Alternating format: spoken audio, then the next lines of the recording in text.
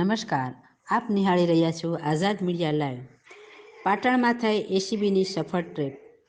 શાંતલપુર તાલુકાના ઝારુસા ગ્રામ પંચાયત કચેરીમાં થઈ એસીબી. આરોપી નંબર 1 પ્રિયાંક પ્રહલાદભાઈ પટેલ, તલાટી, કોલીવાડા ગ્રામ પંચાયત કચેરી. આરોપી નંબર 2 રાકેશ કાંદા સાધુ, વિલેજ કોમ્પ્યુટર એન્ટરપ્રિન કરાર આધારિત ઝારુસા ગ્રામ પંચાયત કચેરી. ₹3000ની લાંચ લેતા ઝડપાયા. ફરિયાદીને પોતાના ભાઈના મકાનની આકારણી કાઢી આપવા માટે તેમજ તેઓ સરકારશ્રીના પોતાના કબજા હેઠળના પ્લોટની અકારણી કાઢી આપવા માટે માગી હતી લાંચ. આરોપી નંબર 1ની વાત વતી આરોપી નંબર 2એ ફરિયાદી પાસે આ કામ કરી આપવા સારું લાંચ પેટે ₹3000ની માગી હતી લાંચ. લાંચની રકમ ફરિયાદી આપવા માગતા ન હોય ફરિયાદીએ એસીબીને આપી હતી બાતમી.